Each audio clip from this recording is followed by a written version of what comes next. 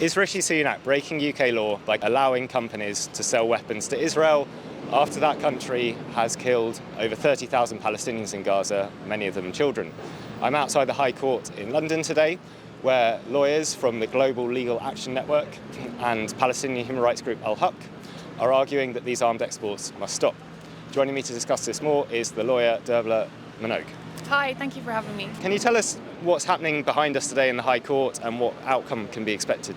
We're here to hold the government to account for its failure to comply with its own laws, which require it to suspend arms licenses if there's a clear risk that those weapons might be used to commit or facilitate a serious violation of international humanitarian law. Today we were due to have a permission hearing, which was where the judge would decide whether the claim is arguable, but the government have at a late stage asked for the whole hearing to be heard all in one go at what's called a rolled up hearing, which will now take place in the coming months. And am I right in thinking they've also asked for some of this evidence to be heard in secret courts?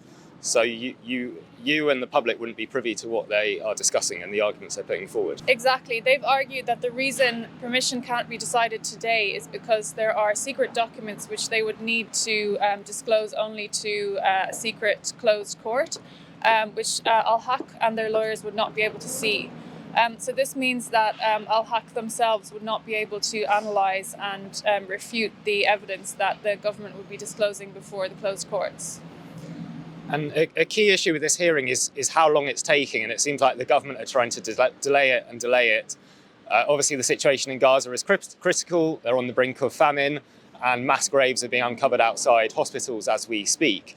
Can you tell us about just how much the government are trying to get this hearing delayed? This delay is a major problem. It's been a major problem since the very beginning. Al-Haq sent its first pre-action letter on the 16th of October. And ever since then, the government has done nothing but delay and delay and delay. And meanwhile, thousands of people are being killed as the months go by. So we'll be in court today saying that under no circumstances can this case be delayed until the end of the year, and that it needs to be heard and wrapped up before the summer, if at all possible, because the people in Gaza have no time to lose. So this really needs to be sorted out very quickly. This sounds like you're really up against it with the UK government and the obstruction that they're causing. But am I right in thinking there has been some revelations that you've managed to obtain through this court process? We haven't obtained specific documentary disclosure, but in their summary grounds of defence, they gave an overview of what they have been doing.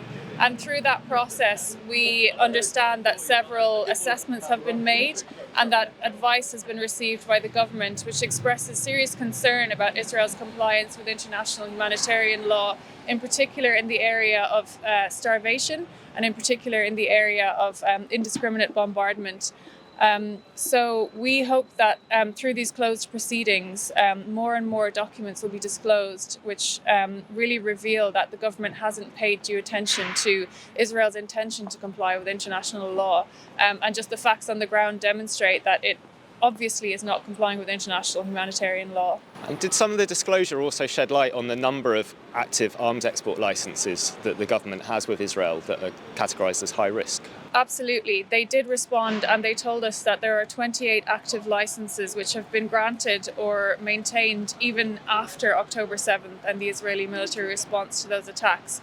And those are the licenses which have been prioritised as being expected to be used in the current Gaza hostilities. So there's absolutely no question that British weapons are being used in the current atrocities in Gaza. And some of these weapon systems we know are the F-35 fighter jet. The UK makes 15% of the components for those, including the rear fuselage, the ejection seat, critical components that these weapon systems couldn't function without.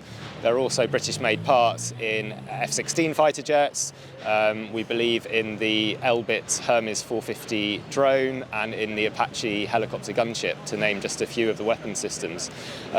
How important do you think a victory in a case like this could be in terms of stopping Israel being able to carry out the kind of atrocities that we've seen in Gaza? Well, I think it would be very disruptive if weapon sales from the UK were suspended because, as you say, a significant proportion of every F-35 fighter jet is made in the UK. So I think it would be very significant. I think even though the monetary value on paper does not seem very high, I think in practical terms it is a significant contribution. This is why we've separately been writing to the arms companies to tell them that if there's criminal prosecutions later on, that they need to be concerned about their own criminal liability under English criminal law. Thank you. I'm sure this case is going to carry on for many months and we'll keep following it. And thank you for telling us what to expect today.